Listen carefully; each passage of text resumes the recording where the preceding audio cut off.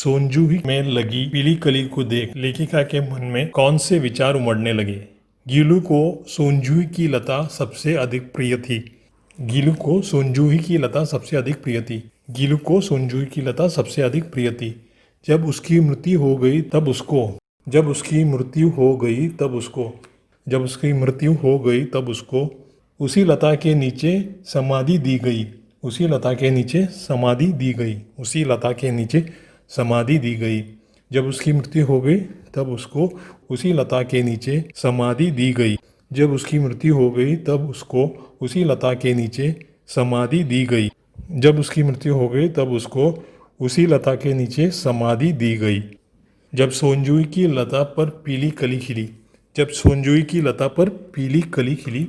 जब सोनजूही की लता पर पीली कली खिली तो लेखिका के मन में यह विचार उमड़ने लगा कि तो लेखिका के मन में यह विचार उमड़ने लगा कि तो लेखिका के मन में यह विचार उमड़ने लगा कि जब सोनजूही की लता पर पीली कली खिली तो लेखिका के मन में यह विचार उमड़ने लगा कि जब सोनजूही की लता पर पीली कली खिली तो लेखिका के मन में यह विचार उमड़ने लगा कि गीलू कली के रूप में प्रकट हो रहा है। गीलू कली के रूप में प्रकट हो रहा है। गीलू कली के रूप में प्रकट हो रहा है। जब सोनजूही के लता पर पीली कली खिली तो लेखिका के मन में यह विचार उमड़ने लगा कि गीलू कली के रूप में प्रकट हो रहा है। जब सोनजूही की लता पर पीली कली खिली तो लेखिका के मन में यह विचार उमड़ने लगा कि गीलू कली के रूप में प्रकट हो रहा है। जब सोनजूही के लता पर पीली कली खिली तो लेखिका के मन में यह विचार उमड़ने लगा कि गीलू कली के रूप में प्रकट हो रहा है। जब सोनजूही के लता पर पीली कली खिली तो लेखिका के मन में यह विचार उमड़ने लगा कि गीलू कली के रूप में प्रकट हो रहा है। गीलू पाठ के आधार पर कौवे को एक साथ समादरित और अनादरित प्राणी क्यों कहा गया है। इस पाठ के आधार पर कौवे को एक साथ समादरित और अनादरित प्राणी कहा गया है। इस पाठ के आधार पर कौवे को एक साथ समादरित और अनादरित प्राणी कहा गया है। इस पाठ के आधार पर कौवे को एक साथ समादरित और अनादरित प्राणी कहा गया है। कौवे को समादरित प्राणी इसलिए कहा गया है क्योंकि पितृपक्ष में उसकी पूजा की जाती है। कौवे को समादरित प्राणी इसलिए कहा गया है क्योंकि पितृपक्ष में उसकी पूजा की जाती है। कौवे को समादरित प्राणी इसलिए कहा गया है क्योंकि पितृपक्ष में उसकी पूजा की जाती है। ऐसे विश्वास है कि कौवे को खिलाने से हमारे पूर्वजों को मुक्ति मिल जाती है। ऐसे विश्वास है कि कौवे को खिलाने से हमारे पूर्वजों को मुक्ति मिल जाती है। ऐसे विश्वास है कि कौवे को खिलाने से हमारे पूर्वजों को मुक्ति मिल जाती है। जब कौवे बोलते हैं तो हमें अपनी किसी प्रियजन जब कौवे बोलते हैं तो हमें अपनी किसी प्रियजन जब कौवे बोलते हैं तो हमें अपनी किसी प्रियजन के आने की सूचना मिल जाती है। के आने की सूचना मिल जाती है। के आने की सूचना मिल जाती है। जब कौवे बोलते हैं तो हमें अपनी किसी प्रियजन के आने की सूचना मिल जाती है। जब कौवे बोलते हैं तो हमें अपनी किसी प्रियजन के आने की सूचना मिल जाती है। जब कौवे बोलते हैं तो हमें अपनी किसी प्रियजन के आने की सूचना मिल जाती है। कौवे को अनादरित इसलिए कहा गया है क्योंकि कौवे को अनादरित इसलिए कहा गया है क्योंकि कौवे को अनादरित इसलिए कहा गया है क्योंकि उसकी कटु आवाज़ कोई पसंद नहीं करता। उसकी कटु आवाज़ कोई पसंद नहीं करता। उसकी कटु आवाज़ कोई पसंद नहीं करता। कौवे को अनादरित इसलिए कहा गया है क्योंकि उसकी कटु आवाज़ कोई पसंद नहीं करता। कौवे को अनादरित इसलिए कहा गया है क्योंकि उसकी कटु आवाज़ कोई पसंद नहीं करता। कौवे को अनादरित इसलिए कहा गया है क्योंकि उसकी कटु आवाज़ कोई पसंद नहीं करता। गिलहरी के घायल बच्चे की उपचार किस प्रकार किया। महादेवी वर्मा ने गिलहरी के घायल बच्चे का उपचार बड़े ध्यान से और ममतापूर्वक किया। महादेवी वर्मा ने गिलहरी की घायल बच्चे का उपचार बड़े ध्यान से और ममतापूर्वक किया। बड़े ध्यान से और ममतापूर्वक किया। बड़े ध्यान से और ममतापूर्वक किया। महादेवी वर्मा ने गिलहरी की घायल बच्चे का उपचार बड़े ध्यान से और ममतापूर्वक किया। पहले उसे कमरे में लाया गया। पहले उसे कमरे में लाया गया। पहले उसे कमरे में लाया गया। उसका खून पहुंचकर गांवों पर पेनिसिलिन की मरहम लगाया गया। उसका खून पहुंचकर घावों पर पेंसिलिन का मरहम, घावों पर पेंसिलिन का मरहम, घावों पर पेंसिलिन का मरहम लगाया गया, घावों पर पेंसिलिन का मरहम लगाया गया। उसका खून पहुंचकर घावों पर पेंसिलिन का मरहम लगाया गया, उसका खून पहुंचकर घावों पर पेंसिलिन का मरहम लगाया गया, उसका खून पहुंचकर घावों पर पेंसिलिन का मरहम लगाया गया। उसे रुई की बत्ती से, उसे रुई की बत्ती से, उसे रुई की बत्ती से दूध पिलाने की कोशिश की गई, दूध पिलाने की कोशिश की गई, दूध पिलाने की कोशिश की गई।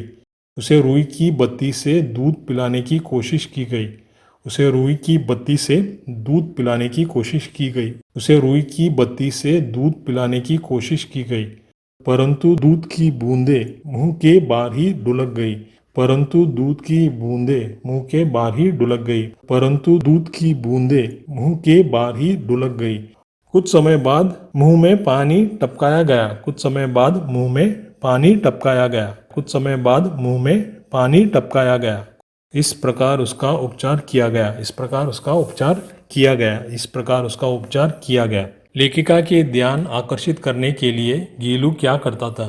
जब लेखिका लिखने बैठती, जब लेखिका लिखने बैठती, जब लेखिका लिखने बैठती तब अपनी ओर ध्यान आकर्षित करने के लिए, तब अपनी ओर ध्यान आकर्षित करने के लिए, तब अपनी ओर ध्यान आकर्षित करने के लिए गीलू उनके पैर तक आकर, गीलू उनके पैर तक आकर, गीलू उनके पैर तक आकर सर से पर्दे पर चढ़ जाता, सर से पर्दे पर चढ़ जाता, सर से पर्दे पर चढ़ जाता। गीलू उनके पैर तक आकर सर से पर्दे पर चढ़ जाता, गीलू उनके पैर तक आकर सर से पर्दे पर चढ़ जाता, गीलू उनके पैर तक आकर सर से पर्दे पर चढ़ जाता और फिर उसी तेजी से नीचे उतरता, और फिर उसी तेजी से नीचे उतरता, और फिर उसी तेजी से नीचे उतरता। वह ये क्रम तब तक करता रहता, वह ये क्रम तब तक करता रहता, वह ये क्रम तब तक करता रहता जब तक लेखिका उसे पकड़ने के लिए न उठती, जब तक लेखिका उसे पकड़ने के लिए न उठती, जब तक लेखिका उसे पकड़ने के लिए न उठती। गीलू को मुक्त करने की आवश्यकता क्यों समझी गई और उसके लिए लेखिका ने क्या उपाय किया? गीलू का पहला वसंत आ चुका था, गीलू का पहला वसंत आ चुका था, गीलू का पहला वसंत आ चुका था। खिड़की के बाहर कुछ गिलहरियां आकर चिक चिक करने लगी थी, खिड़की के बाहर कुछ गिलहरियां आकर चिक चिक करने लगी थी, खिड़की के बाहर कुछ गिलहरियां आकर चिक चिक करने लगी थी। गीलू उनकी तरफ प्यार से देखता रहता था, गीलू उनकी तरफ प्यार से देखता रहता था, गीलू उनकी तरफ प्यार से देखता रहता था। तब लेखिका ने समझ लिया कि, तब लेखिका ने समझ लिया कि, तब लेखिका ने समझ लिया कि अब उसे गिलहरियों के बीच, अब उसे गिलहरियों के बीच, अब उसे गिलहरियों के बीच वसंत विहार के लिए छोड़ देना चाहिए, वसंत विहार के लिए छोड़ देना चाहिए, वसंत विहार के लिए छोड़ देना चाहिए। लेखिका ने कीले निकालकर, लेखिका ने कीले निकालकर, लेखिका ने कीले निकालकर जाली का एक कोना खोल दिया, जाली का एक कोना खोल दिया, जाली का एक कोना खोल दिया। लेखिका ने कीले निकालकर जाली का एक कोना खोल दिया, लेखिका ने कीले निकालकर जाली का एक कोना खोल दिया, लेखिका ने कीले निकालकर जाली का एक कोना खोल दिया। और इस मार्ग से गीलू ने बाहर जाने पर, और इस मार्ग से गीलू ने बाहर जाने पर, और इस मार्ग से गीलू ने बाहर जाने पर सचमुच ही मुक्ति की सांस ली, सचमुच ही मुक्ति की सांस ली, सचमुच ही मुक्ति की सांस ली। और इस मार्ग से गीलू ने बाहर जाने पर सचमुच ही मुक्ति की सांस ली, और इस मार्ग से गीलू ने बाहर जाने पर सचमुच ही मुक्ति की सांस ली, और इस मार्ग से गीलू ने बाहर जाने पर सचमुच ही मुक्ति की सांस ली। गीलू किन अर्थों में परिचारिका की भूमिका निभा रहा था?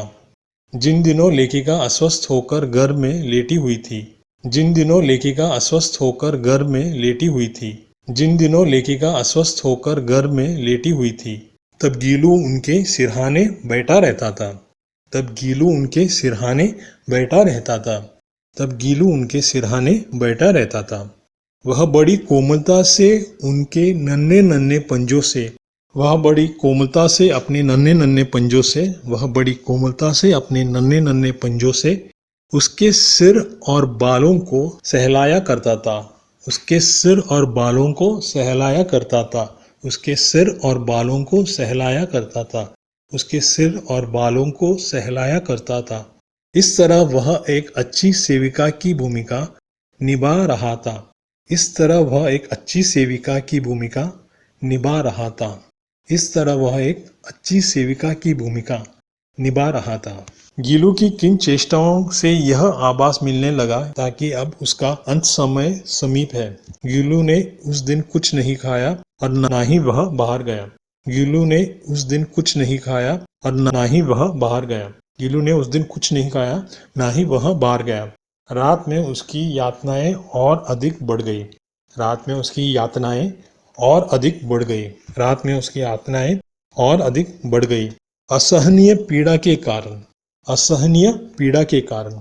असहनीय पीड़ा के कारण वह अपने झूले से उतरकर लेखिका के बिस्तर पर आया। वह अपने झूले से उतरकर लेखिका के बिस्तर पर आया। वह अपने झूले से उतरकर लेखिका के बिस्तर पर आया। असहनीय पीड़ा के कारण वह अपनी झूले से उतरकर लेखिका के बिस्तर पर आया। असहनीय पीड़ा के कारण वह अपने झूले से उतरकर लेखिका के बिस्तर पर आया।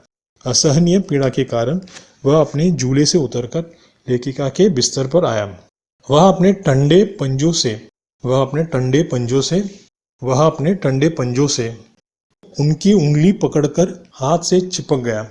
उनकी उंगली पकड़कर हाथ से चिपक गया। उनकी उंगली पकड़कर हाथ से चिपक गया। वह अपने ठंडे पंजों से उनकी उंगली पकड़कर हाथ से चिपक गया। वह अपने ठंडे पंजों से उनकी उंगली पकड़कर हाथ से चिपक गया। वह अपने ठंडे पंजों से उनकी उंगली पकड़कर हाथ से चिपक गया। उसके पंजे एकदम ठंड हो गए थे। उसके पंजे एकदम ठंड हो गए थे। उसके पंजे एकदम ठंड हो गए थे। गीलू की इन चेष्टाओं से यह आभास मिलने लगा। गीलू की इन चेष्टाओं से यह आभास मिलने लगा। गीलू की इन चेष्टाओं से यह आभास मिलने लगा कि अब उसका अंत समय समीप है। कि अब उसका अंत समय समीप है। कि अब उसका अंत समय समीप है। प्रभात की प्रथम किरण के स्पर्श के साथ ही वह किसी और जीवन में जाने के लिए सो गया का आशय स्पष्ट कीजिए। इस वाक्य का माध्यम से लेखिका स्पष्ट करना चाहती है। इस वाक्य के माध्यम से लेखिका स्पष्ट करना चाहती है।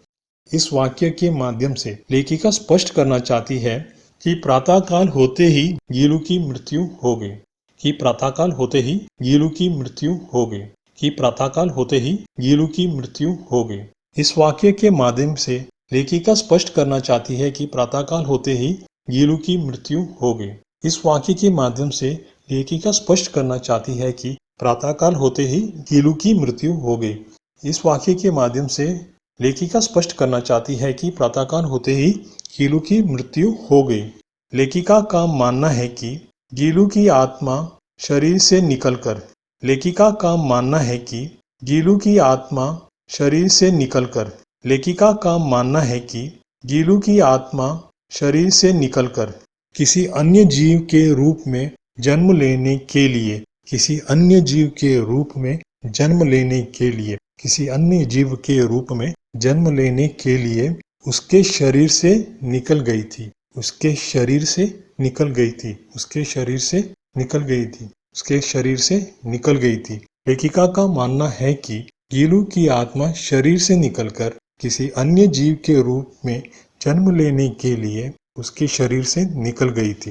लेखिका का मानना है कि गीलू की आत्मा शरीर से निकलकर किसी अन्य जीव के रूप में जन्म लेने के लिए उसके शरीर से निकल गई थी।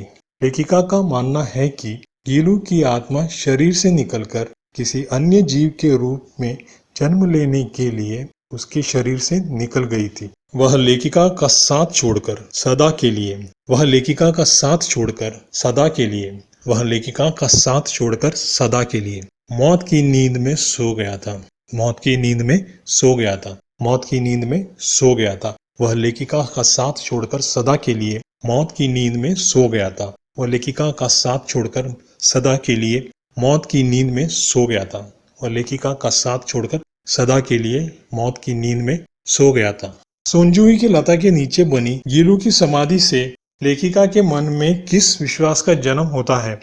गीलू को सोंजुई की लता सबसे अधिक प्रिय थी। गीलू को सोंजुई की लता सबसे अधिक प्रिय थी। गीलू को सोंजुई की लता सबसे अधिक प्रिय थी। वह उसकी हरियाली में छिपकर बैठा करता था। वह उसकी हरियाली में छिपकर बैठा करता था। वह उसकी हरियाली में छिपकर बैठा करता था। और फिर लेखिका के कंधे पर कूदकर उनको चौंका देता था। और फिर लेखिका के कंधे पर कूदकर उनको चौंका देता था। और फिर लेखिका के कंधे पर कूदकर उनको चौंका देता था। वह उसकी हरियाली में छिपकर बैठा करता था। और फिर लेखिका के कंधे पर कूदकर उनको चौंका देता था। वह उसकी हरियाली में छिपकर बैठा करता था। और फिर लेखिका के कंधे पर कूदकर उनको चौंका देता था। वह उसकी हरियाली में छिपकर बैठा करता था। और फिर लेखिका के कंधे पर कूदकर उनको चौंका देता था। जब उसकी मृत्यु हो गई तो जब उसकी मृत्यु हो गई तो जब उसकी मृत्यु हो गई तो उसको उसी लता के नीचे उसको उसी लता के नीचे उसको उसी लता के नीचे समाधि दे दी गई थी।